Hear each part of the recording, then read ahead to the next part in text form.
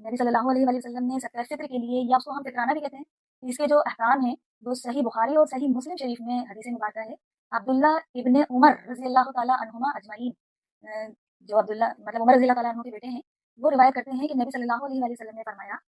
کہ مسلمان کے لیے ہر غلام، ہر آزاد، ہر مرد، ہر عورت، ہر چھوٹے، ہر بڑے، مطلب آپ علیہ السلام نے یہ 3 کیٹیگریز اور اس کی جوڑی کی فارم میں بتایا ہے، یعنی کہ 6 طرح کے لوگوں کا ذکر کیا ہے، مطلب آزاد اور غلام۔ اب آزاد اور غلام ہمارے یہاں پر آبسلیوٹ ہو چکے ہیں، نہیں ملتے ہیں، لیکن اس کو یہ سمجھ لیجیے جو قرض دار ہے، مثال کے طور پر یہ بڑے بڑے جو بیوپاری ہوتے ہیں، بزنس مین ہوتے ہیں، انہوں نے بھی بینک سے بہت بڑے لیول پر لون اٹھایا ہوا ہوتا ہے، تو وہ اس اعتبار سے اپنے آپ کو مقروض تصور کر لیتے ہیں، تو وہ آزاد نہیں ہے اس فطرے سے، فطرانہ جو ادا کرنا ہے اس سے آزاد نہیں ہے۔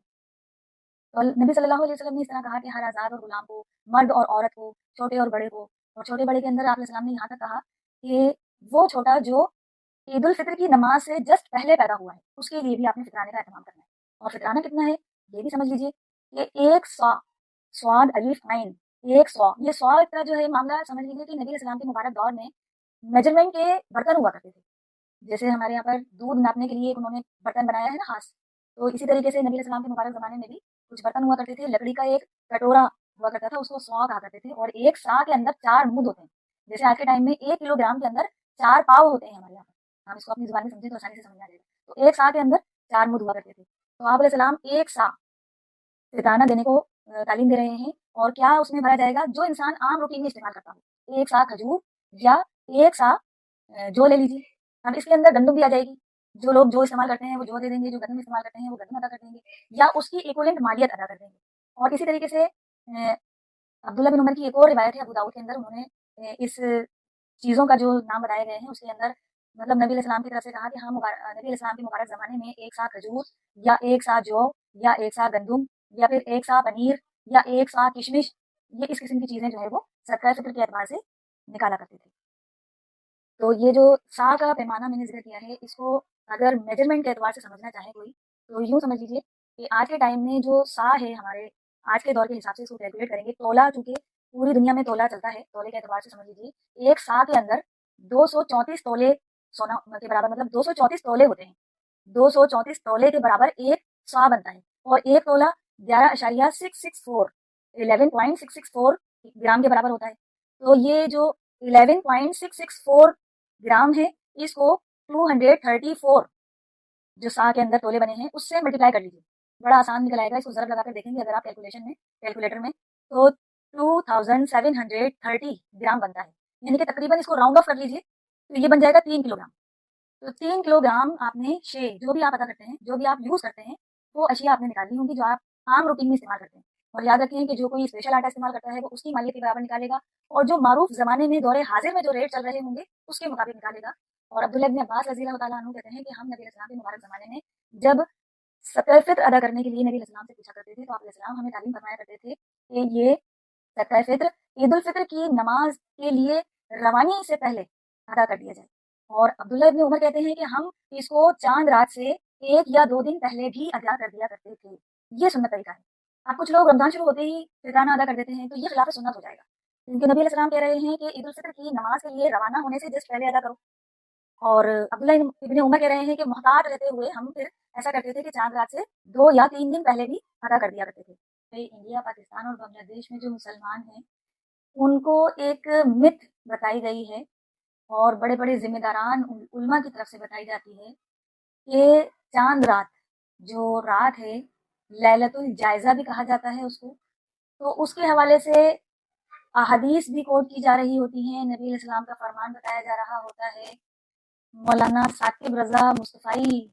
صاحب کی طرف سے بھی بیان میں سن رہی تھی تو انہوں نے بھی اسی طریقے سے عوام کو تعلیم دی، ترغیب دی اور توجہ دلائی کہ اس رات چونکہ اللہ سبحانہ و تعالیٰ اپنے بندوں کی عبادات کے اعتبار سے مزدوری جو ہے اس کا انعام دے رہے ہوتے ہیں، تو یہ بڑی بابرکت رات ہے، اور اتنی بابرکت ہے کہ جتنی رمضان کی تمام راتوں میں، تمام دنوں میں اللہ تعالیٰ نے مغفرت فرمائی ہے بندوں کی، اتنی تو اللہ تعالیٰ اس ایک رات میں فرما دیتے ہیں، ولیعوذ باللہ تعالیٰ۔ تو اس کو میں یہ بتانا چاہ رہی ہوں کہ یہ جتنی بھی روایات کوٹ کی جاتی ہیں یا سہارا لیا جاتا ہے وہ سب کی سب ضعیف ہیں، کمزور ہیں، صحیح سنت میں اس اعتبار سے، اس رات کی فضیلت کے اعتبار سے کوئی صحیح حدیث ثابت نہیں ہوتی. ہاں لیکن یہ بات بھی یاد رہے کہ جو طوفان بدتمیزی اس رات میں مسلمان مارکیٹ میں جا کر مچاتا ہے وہ بھی کسی حدیث میں رپورٹ نہیں ہوا ہے. یہ بھی یاد رکھنے کی ضرورت ہے. مطلب بازاروں میں جو ادھم مچاتے ہیں، کس طریقے سے مطلب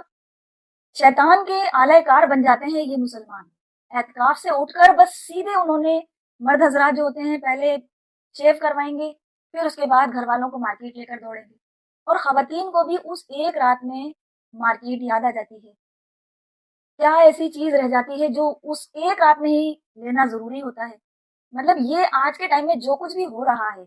جیسے مثال کے طور پر مردوں کے ہاتھ سے چوڑی پہنوانا بچیوں کو، یا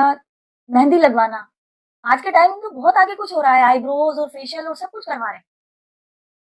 تو مردوں کے ہاتھوں سے خواتین کو یہ سب کام کروانا خلاف شریعت ہے. یہ سارے افعال بالکل خلاف شریعت ہیں. اس سے ہر ممکن بچنے کی کوشش کی جائے. یہ جو لیلۃ الجائزہ ہے اس میں ہمیں اپنے آپ کا جائزہ لینا ٹھیک ہے. جو مولانا ثاقب رضا مصطفی صاحب نے فرمایا امت کو تعلیم دینے کے لیے کہ اس رات مصلے کو زینت بنایا جائے، نہ کہ بازاروں کو. آپ اپنی جبین مصلے پر جھکا کر رکھیں. جو سارے مہینے آپ کو اللہ تعالیٰ نے شیطان سے آزادی دلا کر ایک خاص اہتمام کے لیے ایک باؤنڈری میں رکھا کہ اللہ کو راضی کرنے کی کوشش کرنا ہے، دن کو قیام کرنا ہے، دن کو روزہ رکھنا ہے، راتوں کو قیام کرنا ہے، قرآن سننا ہے، پڑھنا ہے، اللہ کے حضور لمبی لمبی دعائیں مانگنا ہے، لمبے لمبے سجدے کرنا ہے، تو اللہ تعالیٰ ان کو قبول فرما لے کیونکہ شیطان آزاد ہو گیا. اب کیا کرتے ہیں؟ جیسے شیطان آزاد ہو گیا بس بازاروں کو اس طریقے سے روشن کر دیتے ہیں، اس کی زینت میں اضافہ کر دیتے ہیں کہ شیطان نے ایک مہینہ جو قید میں گزاری ہے نا، وہ ساری کسر اس ایک رات میں پوری کرنے کی کوشش کرتے ہیں. شیطان کو بول رکھا ہوتا پہلے تم ٹینشن نہیں لینا، ہم تمہاری ڈیوٹی ادھر پوری کر دیں گے. تو یہ کیسے مسلمان ہیں اور کیسے مسلمان ہیں بول دیا میں نے. یہاں پر بات ساتھ میں کہتی چلوں کہ جو لوگ رمضان میں ہی عبادت کے لیے کمر کس لیتے ہیں ان کو ہرگز ٹونٹ نہیں کرنا چاہیے. ہو سکتا ہے اللہ تعالیٰ کوئی ایسا لمحہ ان کے لیے خوش نصیبی کا بنا دے، کوئی ایسی دعا ان کی زبان سے نکل آئے کہ ان کے فیوچر کے اوپر وہ قبول ہو جائے اور ان کے آنے والی نسلوں کے لیے قبول ہو جائے، جو پھر ان کی نجات کا ذریعہ بن جائے. ہمارا اصل مقصد اللہ کی رضا ہونا چاہیے، آخرت کی کامیابی ہونا چاہیے.